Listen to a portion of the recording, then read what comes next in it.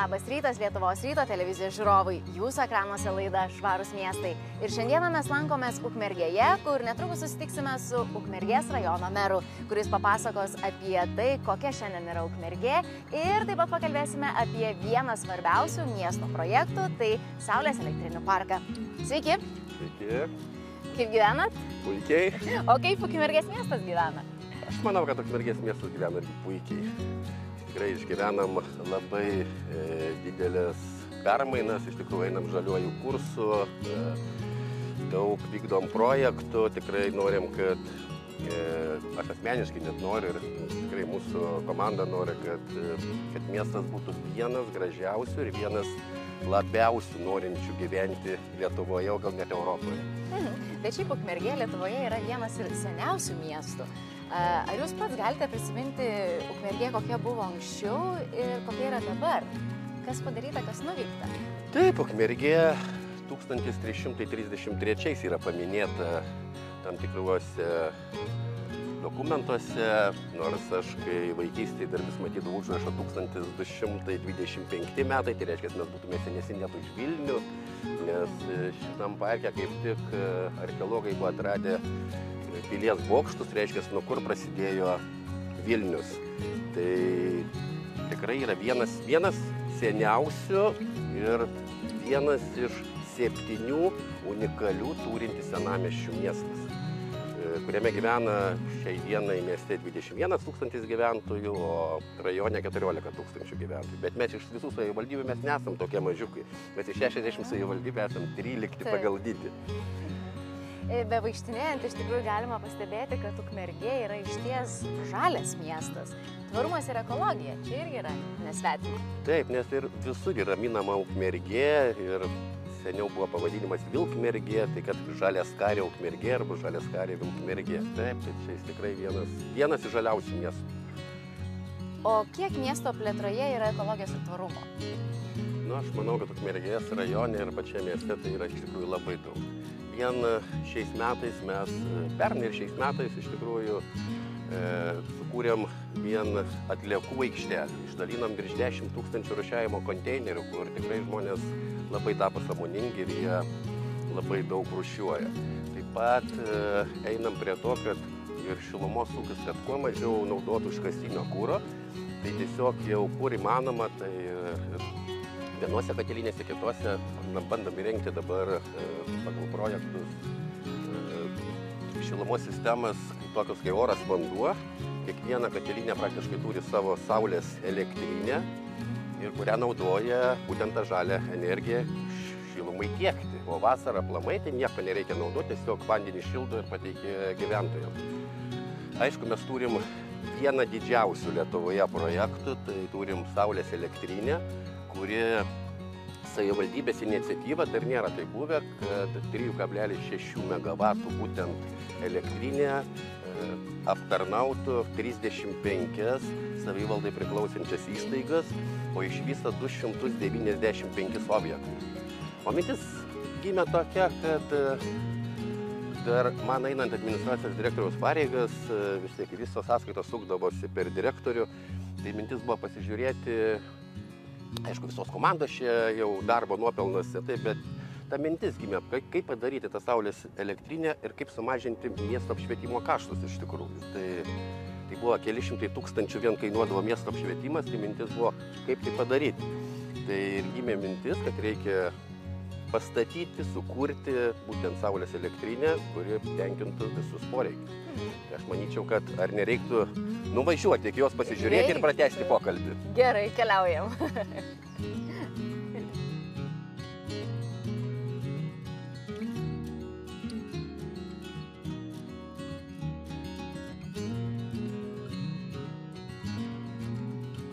Tai užmaitinam, reiškia, ligoninę, darželius, mokyklas visas ir būtent gatvė apšvietimą.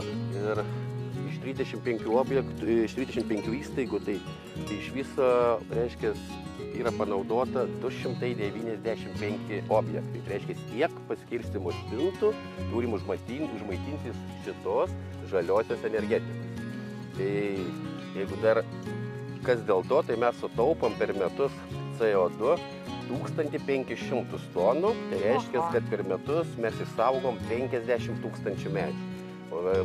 O pati elektrinė turėtų gyvuoti pagal viską 25 metus, tai reiškia, išsaugosim 1 250 000 medžių. Tai reiškia, gyvensim tvariai, žaliai ir ekonomiškai. Taip, Ukmergės miestas bus dar žalesnis, dar sveikesnis. Tikrai, bus ne vien žaliaskarė, bet bus tiesiog žalia Ukmergė. O kiek visas pats projektas laiko užtruko? Sakėte 3 metai, tai 3 metai nuo idėjos. Nuo idėjos įgyvendinimo. Jo, iki praktiškai birželio 12 dabar bus kaip tik šito projekto atidarymas. Dar sugrįžkime į pačią pradžių pradžią. Kai pradėjote įrenginėti saulės elektrinės, kiek laiko užtrukote? Didžiausias laikas užtrunka tai mūsų biurokratiniai valstybei, tai dokumentų paruošimas iš tikrųjų. Tai praktiškai čiut ne 2 metus reikėjo ruošti dokumentus, paskui surasti rangovą ir tada įgyvendinti. Rangovas sumontavo, jisai čia per kokį gerą pusmetį viską sumontavo ir sudėliojo. Baisiausia buvo tas, kad pagal galės, kaip mes šitoj teritorijoje ir galėjom tiek, reiškia, pakelti, reiškia, tą galę. Bet iš tikrųjų, kai prasidėjo projektas, pamatėm, kad trūksta galios. Tai tada belieka, ką reikia daryti. Tada, reiškia, reikia 500 000 papildomai lėšų, tai 250 000 finansuoja ESO kaip pusę projekto ir tada mes jau su rangovu pradėjome dalintis. Aišku, čia ir gal ne mūsų tiesioginė tokia kaltė ir neprižiūrėjimas, pasakysiu, bet tam, kad projektas įvyktų, tiesiog susitarėm draugiškai, dar iš biudžeto mes dasidėjom savo dalį ir rangovas dasidėjo savo dalį. Ir tiesiog projektas įvyko. O jeigu ne, tiesiog jis būtų neįvykęs, gal mes būtume dar teismuose kažkur, bet tiesiog geriausia visą laiką laimi teisybė ir draugystė.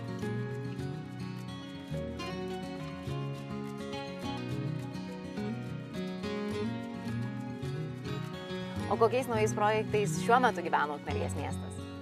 Tai paskutinį, kurį norim įgyvendinti projektą, ne paskutinį, bet toks, kas dabar ten, klausimas galbūt tarp dangaus ir žemės, gal tai pavadinsi, bet iš tikrųjų norim įsigyti 10 elektrinių, grynai elektrinių autobusų ir būsim aplamai žali tam, kad visi, net ir viešas transportas būtų žalės mūsų. Tai paraiška paduota, pinigai rezervuoti, tai laukiam dabar tik tai gamintojo, kada bus pagaminti autobusai ir tiesiog Ukmergė juos priims.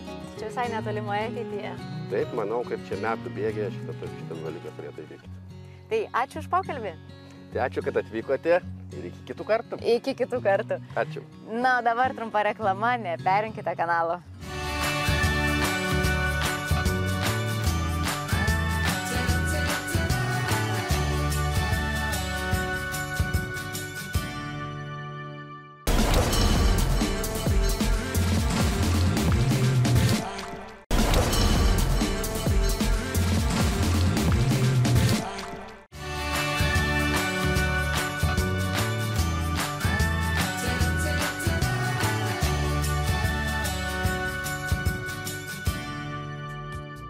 Sveiki sugrįžę, mes tęsime laidą Švarūs miestai. Ir dabar pasikalbėsime apie žaliąją energiją, biometaną, kuo jis naudingas ir kaip jis gali prisidėti prie klimato kaitos mažinimo. Netrukus sužinosime, tad dėmesio į ekranus.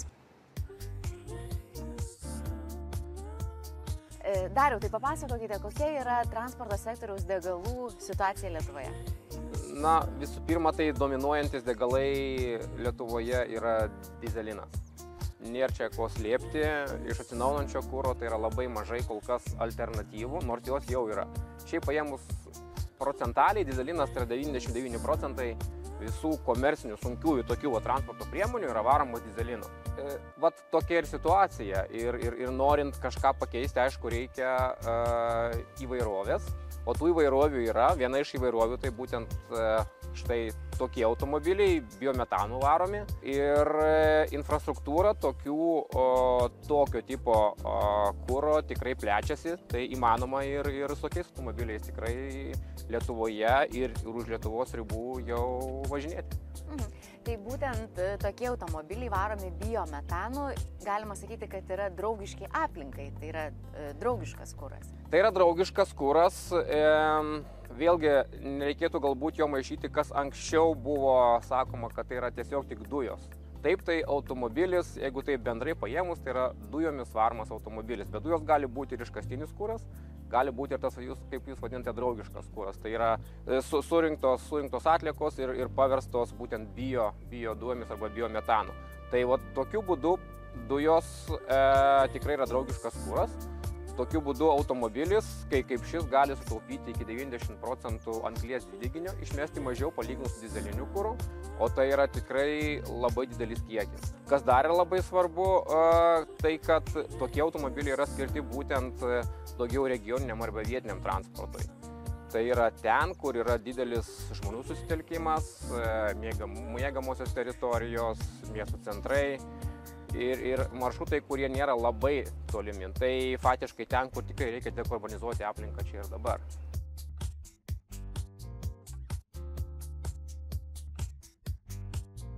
Pirmiausia, mūsų laidos žiūrovams papasakokite, kas yra biometanas ir kuo biometano gamyba yra susijusi su žiedinė ekonomika. Biometanas tai yra, paprastai šnekant, tai yra tiesiog organinės dujos, kurios atitinka gamtinių dujų kokybę. Skirtumas tai, kad jos yra biologinės kilmės. Tai biometanas paprastai gaminamas iš įvairių atliekų. Tai gali būti ir gyvūnų atliekos, ir įvairios žolės. Mūsų atveju tai gaminama iš bioetanolio gamybos atliekų. Ir būtent tų atliekų buvimo metu yra tokios bakterijos, metanogeninės. Tai reiškia, jos būtent valgydamos tą organiką, jos ir išskiria tą metaną. Tai biometanas trumpai, biometanas tai yra gamtinės dujos, tiesiog taupo anglies dvideginį ir gelbėja mūsų nuo klimato kaitos. Tai jeigu mes turime, reiškia, spirito gamyklą kuraną, bioetanolio, kur irgi yra atsinaujinantys degalai, biometanas yra gaminamas iš būtent tos gamyklos atliekų, pasigamina biometanas keliauja į transportą, kas lieka po biometano, tai tokios organinės trąšos, jos keliauja į laukus kaip organinės trąšos, iš tenai vėl auga nemaistiniai grūdai, kurie keliauja vėl į spirito gamyklą ir tas ratas pastoviai sukasi. O kalbant apie mūsų šalies situaciją, ką mes turėtume keisti, kad biometano sunaudotume daugiau, negu sunaudojame iki šiol? Paramos nėra tinkamai sukonstruotos būtent šitam produktui, reiškia, yra labai dideli apribojimai ir šitą produktą įsigyti turėtų didesnis verslas, kuris turi ten dešimtis automobilių, sunkių automobilių ar netgi šimtus, ir tų paramų konstrukcija šiandienai nėra atitinkanti būtent verslo poreikius. Kitas dalykas, ko reikėtų, tai reikėtų tos aiškios politinės valios demonstravimo, ar pati valstybė mato biometaną savo degalų struktūroje. Mes matome pagal visus strateginius dokumentus, pagal visus klimato kaitos planus, kad biometanas turi vietą transporto struktūroje, bet kiek aš kalbu su verslu, tai verslas pasigenda aiškesnės žinutės iš politikų, iš tos pačios vyriausybės, iš įvairių ministerijų, kad tikrai biometanui yra vieta, kad bus skiriami, ir kad bus skiriamos lėšos šitai infrastruktūrai plėtoti, ir kad pati vyriausybė savo transportą atnaujindama, jinai irgi rinksis biometano varomą sunkvežimį, ar tai būtų autobusas, ar tai būtų dar kažkokia kitokia transporto priemonė, o ne tik elektra. Šiuo metu matome, kad dominuoja elektra, ir dominuoja elektra ne veltui, tikrai tai yra ateities energija, bet kiekvienas kuras turi savo vietą, ir norint dekarbonizuoti visą transportą, reikės visų kuro rūšių. Elektra puikiai tinka lengvajam transportui, sunkiam transportui kol kas elektra dar neturi sprendimo, čia tinka biometanas, tai mes tikimės, kad tiek verslas, tiek vyriausybė atnaujindami savo parkus atkreips dėmesį, kad norint dekarbonizuoti sunkųjį transportą, čia yra geriausias ir efektyviausias ir pigiausias sprendimas.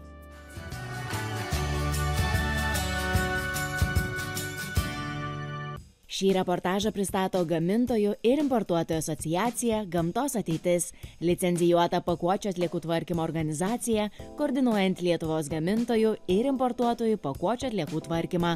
Apie pakuočių atliekų rūšiavimą plačiau gamtosateitis.lt. Rasuolė, pakalbėkime apie ekologiją ir tvarumą. Ar jie gali eiti išvien drauge, kai kalbame apie daiktus skirtus vaikams?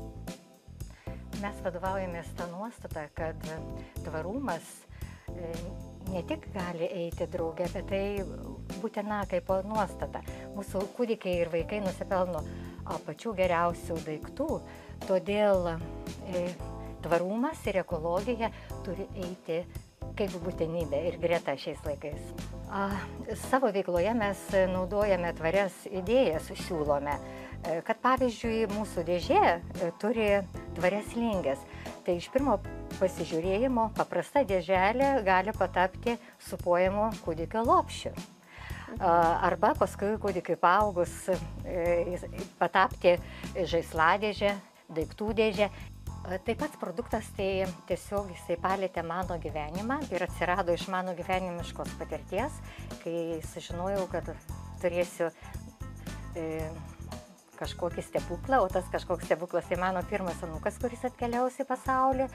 Tai man buvo labai svarbu, kad, reiškia, tas dovana ir tas pažymėjimas to anūko gimimo turėtų tokią vertę išliekamąją. Ir man pavyko gauti tokią dovaną, kuri tėvams suteikia kaip ir finansinė tokia pagalba, kūdikiui suteikia, reiškia, saugumą, reiškia, ir visiems jiems judėjimo laisvę keliauti. Tai aš kalbu apie dėželę. Tai ta dėželė, reiškia, nepaprasta, nes kūdikis, reiškia, joje gali ir miegoti, ir ilsėtis. Taip, 2016 metais pagalvojus, kodėl tokios dėželės nepasiūlyti Lietuvos jauniems tėveliams, mes sukūrėme dėželę, užregistravome ją, mes atrinkome kruopščiai visus daiktus, mes pasiūlėme kūdikio kraitelius. Ankstukams mes pasiūlėme kūdikio kraitelius su 100% medvilne, su ekologiška medvilne. Na, žodžiu, man atrodo, mes pasiūlėme tai, kas gali būti tik geriausiai.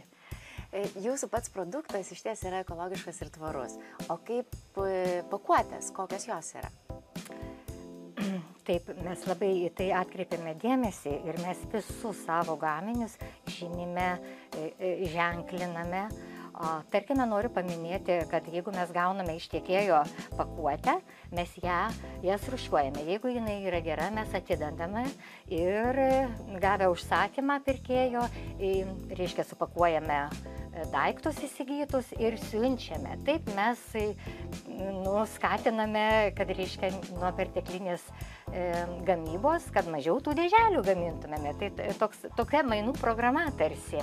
Dar mes taip pat įvykdėme tokį gal gerą ir didelį akcentą savo, kur buvom užsibrėžę, kad mes turime atsisakyti plastiko maišelio. Mes tą ir padarėme 2 metai atgal. Mes visiškai plastiką išėmėme iš kūdikio lizdo dėželės.